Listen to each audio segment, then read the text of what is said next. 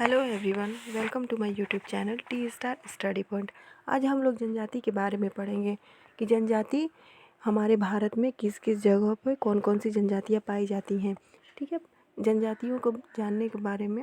जनजाति जो है ये पर्यावरण का प्रमुख, एकदम इससे सवाल तो ज़रूर आते हैं, प्रमुख ये चैप्टर है। जनजाति जो है कि हर एग्ज़ाम में जनजाति से रिलेटेड क्वेश्चन ज़रूर आते हैं, इसलिए हम लोग जनजाति के बारे में पढ़ेंगे कि भारत में कौन कौन सी जनजाति कहाँ कहाँ पाई जाती है। इससे जानने से पहले हम लोग जनजाति के बारे में जान जाए कि आखिर जनजाति होती क्या है।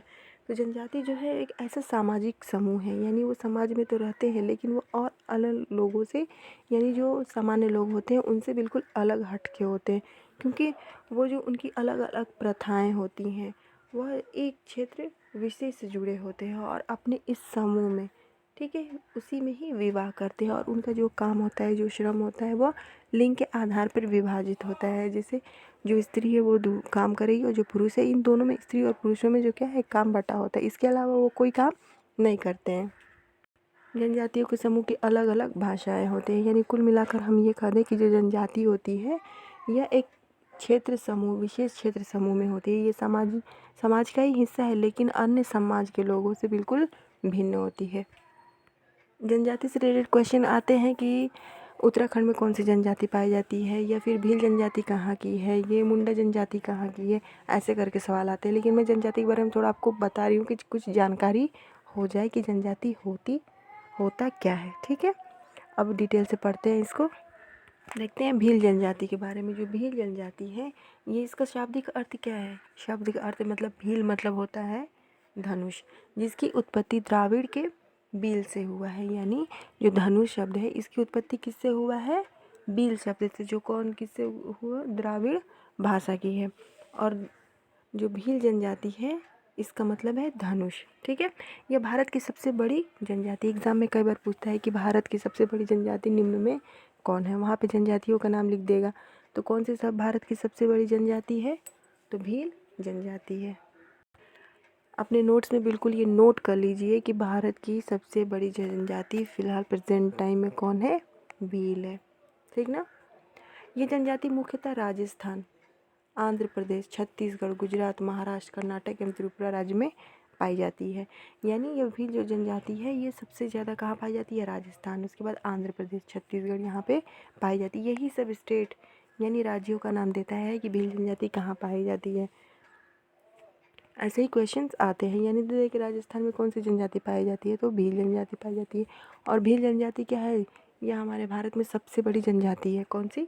भील। गोंड जनजाति, जो ये गोंड जनजाति है ये भारत की दूसरी जो सबसे बड़ी जनजाति है, कौन सी है? गोंड जनजाति। और सबसे बड़ी जनजाति कौन सी है? भील जनजाति। और ये सबसे ज़्यादा कहाँ पाई जाती है? राजस्थान में। तो गोंड जनजाति ये भारत के दूसरे नंबर पे आती है सबसे बड़ी जनजाति में, जो लगभग 13 राज्यों में निवास करती है। ठीक है, यह जनजाति मुख्य रूप से छत्तीसगढ़, मध्य प्रदेश एवं उड़ीसा एवं आंध्र प्रदेश में, वैसे तो ये 13 राज्यों में निवास करती है, लेकिन इसकी सबसे ज़्यादा संख्या कहाँ पे है? छत्तीसगढ़, उसके बाद मध्य प्रदेश, उड़ीसा एवं आंध्र प्रदेश में। और याद रखिएगा गोंड जनजाति जो है वह दूसरे नंबर पे आती है भारत में जनजातियों में, और पहले नंबर पे भील जनजाति। संथाल जनजाति, ठीक है, संथाल जनजाति के जो लोग होते हैं ना, वह कुशल कृषक होते हैं एवं उत्तम शिकारी होते हैं। यानी ये संथाल जनजाति के लोग कृषि पे निर्भर होते हैं और वो शिकार पे भी निर्भर होते हैं। एग्जाम में पूछता है कि कौन सी जनजाति के लोग जो होते हैं वो कृषि पे निर्भर होते हैं, तो कौन से होते हैं? संथाल जनजाति के लोग। और संथाल जनजाति के लोग भारत में पाई जाती तीसरी सबसे बड़ी जनजाति है। पहला हो गया भील, ठीक है, मैंने बताया भील, उसके दूसरे नंबर पे आया गोंड, और तीसरे नंबर पे कौन आया? संथाल। एकदम इसको रट जाइए नंबर वाइज। ठीक है, पहला भील, दूसरा गोंड, तीसरा संथाल।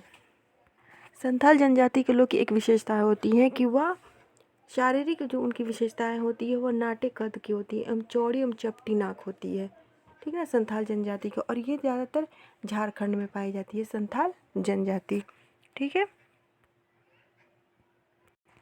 मुंडा जनजाति, तो पहला, दूसरा, तीसरा तो हम लोग पढ़ लिए कि भारत में इसका जो पोजीशन है कौन कौन सा है, यानी भील, गोंड दूसरे नंबर पे और तीसरा संथाल। उसके बाद हम लोग पढ़ेंगे मुंडा जनजाति के बारे में।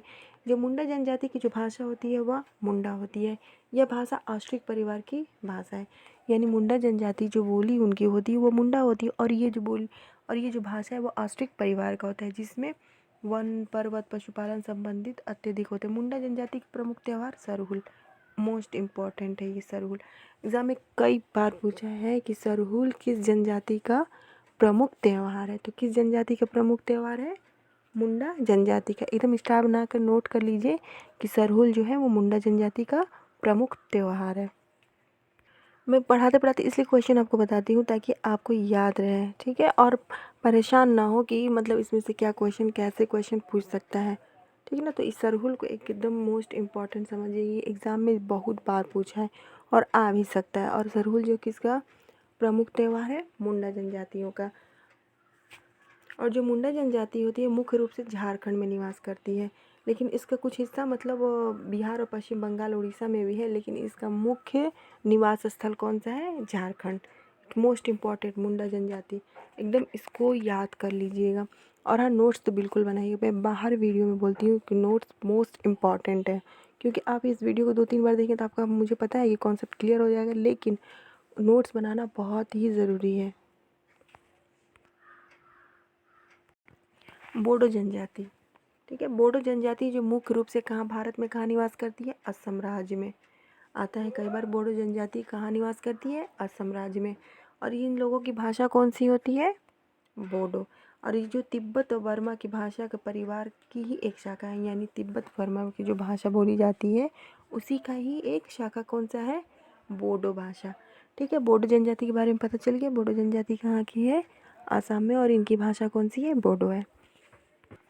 थारू जनजाति, थारू जनजाति उत्तर प्रदेश की सीमा से लगे नेपाल उत्तराखंड के उधम सिंह नगर क्षेत्र में मुख्य रूप से बोली जाती है, ठीक है। और थारू जनजाति देखिए, एक इसमें बहुत ही इंपॉर्टेंट क्वेश्चन है। थारू जनजाति जो हिंदू धर्म को मानते हैं और हिंदुओं के सभी त्यौहार को मानते हैं। थारू जनजाति दीपावली का शोक पर्व के रूप में मनाते थे। यानी एग्जाम में कई बार पूछा है कि दीपावली पर्व को शोक के पर्व के रूप में कौन सी जनजाति मनाती थी? तो कौन सी जनजाति मनाती थी? थारू।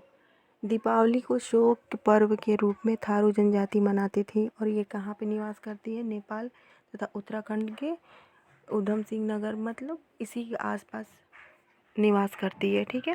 तो इसमें देखिए मोस्ट इम्पॉर्टेंट, इसमें थारू जनजाति में क्या है? थारू जनजाति मोस्ट इम्पॉर्टेंट है, ये दीपावली को शोक पर्व के रूप में मनाते थे।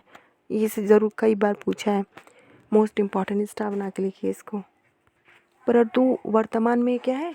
अब ये शोक पर्व के रूप में नहीं मनाते हैं, ठीक ना। इन्हें पता चल गया कि दीपावली जो है वह मतलब सामान्य लोगों के संपर्क में आकर इन लोगों को पता चला कि दीपावली जो वो शोक पर्व नहीं है, जबकि ये खुशियों का त्यौहार है। क्लियर हो गया? थारू जनजाति एकदम मन लगा के पढ़िए, क्योंकि सुपरटेट और यूपीटीटी एकदम आने ही वाला है। जैसे ही नई शिक्षा समिति की गठन होगी ये ज़रूर आएगा, इसलिए आप लोग अभी से तैयारी करने में लग जाइए। और एग्ज़ाम में ये तो ज़रूर आता है जनजाति। तो देखिए भोटिया जनजाति, भोटिया जनजाति के अधिकांश लोग पर्वतीय स्थानों पर निवास करते हैं। देखिए यहाँ पे मिल गया ना सब जनजातियों से थोड़ा अलग, कि पर्वतीय स्थानों पर निवास करने वाली कौन सी जनजाति है? एक क्वेश्चन बना यहाँ पे, कौन सी जनजाति है? भोटिया जनजाति है।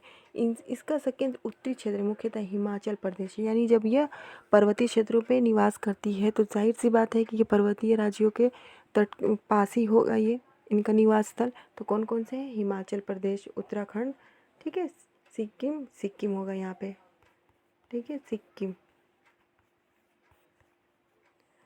सिक्किम राज्यों में है, ठीक ना। ये देखिए भोटिया जनजाति से क्या, ये पर्वतीय क्षेत्र पे निवास करते हैं और पर्वत से सटे जो राज्य है उसी में निवास करते हैं। तो कौन से है? हिमाचल प्रदेश, उत्तराखंड और सिक्किम।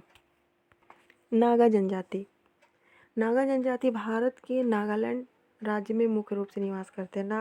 नागालैंड से क्या निकला है? नागा जनजाति, आसानी से याद हो जाएगा। तो नागा जनजाति भारत के नागालैंड में मुख्य रूप से निवास करते, इसके अतिरिक्त पूर्वोत्तर के अन्य राज्यों में भी निवास करते हैं। क्लियर है नागा जनजाति के बारे में? मैं ज़्यादा इसलिए एक्स्ट्रा नहीं बताती हूँ कि क्या फ़ायदा है, एग्ज़ाम में जितना है बस उतना ही पढ़िए, जानिए, क्योंकि ध्यानपूर्वक पढ़ना और इंटरेस्ट से पढ़ना बहुत ज़रूरी है। चलिए अब देखते हैं मीणा जनजाति के बारे में। ठीक है। मीणा जो जनजाति है वो राजस्थान की जनसंख्या की दृष्टि से प्रथम स्थान है। मीणा जनजाति राजस्थान में बहुत ही ज़्यादा पाई जाती है। एक अब एग्ज़ाम में कई बार जैसे पूछा है कि मीणा जनजाति कहाँ पाई जाती है, तो राजस्थान में इनकी संख्या बहुत है। राजस्थान में ये राजस्थान के लगभग सभी जिलों में निवास करते हैं, यानी ये कुल कुल मिला के ये कहा जाए कि जो मीणा जनजाति है वो राजस्थान में हर जगह फैली हुई है। टोडा जनजाति पशुपालन का कार्य करती है। टोडा जनजाति का मुख्य आय का कौन सा जरिया है? पशुपालन। ठीक है। यह नीलगिरी की पहाड़ी पे दक्षिण भारत पे निवास करती है, यानी इनका जो काम है पशुपालन करना। तो क्या वहाँ पे पहाड़ियों के पास पेड़ रहते हैं, झाड़ें रहती है, तो वहीं पे निवास करेंगे ना। यानी क्या है, टोडा जनजाति का जो निवास स्थान कौन सा है? नीलगिरी की पहाड़ी। टोडा जनजाति में मुख्य प्रचलित भाषा कौन सा है? टोडा। यानी कई अप्रजातियों का देखे हैं, जैसे मुंडा जनजाति। मुंडा जनजाति की भाषा मुंडा है, और फिर उसके बाद से टोडा जनजाति की भाषा कौन सी है? टोडा। यानी उनकी जातियों के आधार पे भी उनके भाषा का नाम रखा गया है। ठीक, क्लियर है। भारत की विभिन्न जनजातियों के बारे में हम लोगों ने विस्तार पूर्वक पढ़ा। अब हम शॉर्ट में बता दें कि किस राज्य में कौन कौन सी जनजातियाँ पाई जाती हैं, ताकि याद करने में क्या हो, आसानी हो। ठीक है। देखिए, जम्मू एंड कश्मीर की जो प्रमुख जनजातियाँ हैं वह कौन कौन सी है? तो जम्मू और कश्मीर जो प्रमुख जनजातियाँ पाई जाती हैं वह बकरवाल, गुज्जर और गद्दी। ये सब क्या है? जनजातियों के नाम है। केरल की प्रमुख जनजाति कादर, मोपला, चेचू, अपनियान। ठीक ना। इसको मैं अलग से इसलिए बता रही हूँ ताकि याद करने में आसानी हो राज्य के हिसाब से। अब देखते हैं मध्य प्रदेश की प्रमुख जनजाति। पर मध्य प्रदेश में प्रमुख जनजाति भील पाई जाती है, गोंड, बैगा, कोल, सहरिया। और झारखंड की प्रमुख जनजाति मुंडा, संथाल, बैगा, उराव। ठीक ना। मैंने कई इसमें जनजातियों के बारे में बताया भी है विस्तार पूर्वक, लेकिन सब मतलब बताना उतना ज़रूरी नहीं है। जो इम्पोर्टेंट था वही मैंने विस्तार पूर्वक बताया, और शॉर्ट में मैंने इन सभी जनजातियों के बारे में आपको बताया ताकि आप लोग इन जनजातियों को भी आसानी से याद कर लें। अंडमान और निकोबार की जो प्रमुख जनजातियाँ होती हैं वह निम्नवत है। जारवा, औंज, शोम्पेन, सेंटलीज। ये क्या है? ये अंडमान और निकोबार द्वीप समूह की जनजातियाँ हैं। ठीक है। मैं सभी जनजातियों की इसलिए बता रही हूँ कि कहीं से भी क्वेश्चन है आपका छूटे नहीं। लेकिन जो मैंने विस्तार पूर्वक जिस जनजातियों के बारे में पढ़ा है वो बहुत इंपॉर्टेंट, उसको तो बिल्कुल भूलना नहीं है, और इसको भी आपको देखना है। तो मेघालय की जो प्रमुख जनजाति आती है खासा, गारो और जयंतिया। आप स्क्रीनशॉट भी लेकर के आराम से लिख सकते हैं। अब देखिए, उत्तराखंड की प्रमुख जनजाति कौन सी है? थारू, भोटिया, जौनसारी। मैंने सीरियल वाइज इसलिए बताया कि कौन सी, मतलब ये उत्तराखंड में जो थारू नंबर 1 है जनजाति, यहाँ ज़्यादा मतलब थारू की संख्या ज़्यादा है, उसके बाद भोटिया है, उसके बाद जौनसारी है। उत्तर प्रदेश का देखिए, उत्तर प्रदेश में गोंड और खरवार, तो मैंने बताया। और देखिए कुछ और अन्य जनजातियाँ। ठीक है। सारे जनजातियों को मैंने इस चैप्टर में, जनजाति से रिलेटेड जितने क्वेश्चन हैं सारे मैंने इसमें किए हैं, ताकि आपको जनजाति से कोई भी सवाल आए तो वो छूट ना पाए। देखिए नागा, जैसे मैंने नागा जनजाति के बारे में विस्तारपूर्वक पढ़ा है ना। तो नागा जनजाति कहाँ पाई जाती है? नागालैंड में, बोरो असम, कोद उड़ीसा, कुकी मेठी मणिपुर, लपेचा सिक्किम। मुझे ऐसा लग रहा है कि जनजाति से रिलेटेड क्वेश्चन अगर आपके आएंगे तो छूटेंगे नहीं। अगर आप मेरी इस वीडियो को आराम से 2-3 बार देखेंगे और उसके बाद से नोट्स बनाएंगे तो बिल्कुल जनजाति से रिलेटेड क्वेश्चन आपके बिल्कुल नहीं छूटेंगे, और पढ़ाई में लग जाइए। क्योंकि एग्ज़ाम जो ये वैकेंसी है वो आने वाली है, यूपी टेट भी आने वाला है। जैसे ही नई शिक्षा समिति का गठन होगा बिल्कुल इसका नोटिफिकेशन आएगा, और नोटिफिकेशन आने का आपके पास टाइम नहीं रहेगा, इसलिए अभी से पढ़ाई में लग जाइए। अगर आप सरकारी स्कूल के शिक्षक या शिक्षिका बनना चाहते हैं तो बिल्कुल लगन से आप लोग पढ़ाई करिए, और इसमें कोई भी पॉइंट समझ में ना आए तो आप एकदम कमेंट कर सकते हैं। मेरे चैनल को प्लीज़ सपोर्ट करें, चैनल को सब्सक्राइब ज़रूर करें, बेल आइकन को प्रेस करना बिल्कुल ना भूलें, और लाइक एंड शेयर तो एकदम 100% करें। और हाँ, मुझे पता है थोड़ी आवाज़ में, वॉइस में थोड़ी प्रॉब्लम है, वो भी कुछ दिनों में ठीक हो जाएगी। मैं इस पर काम कर रही हूँ। थोड़ी माइक प्रॉब्लम है, मैं डायरेक्ट फ़ोन से ये रिकॉर्ड करी, इसलिए थोड़ी प्रॉब्लम आ रही है। तब तक के लिए मिलते हैं फिर नेक्स्ट वीडियो में। तब तक टेक केयर, जय हिंद एंड गुड बाय।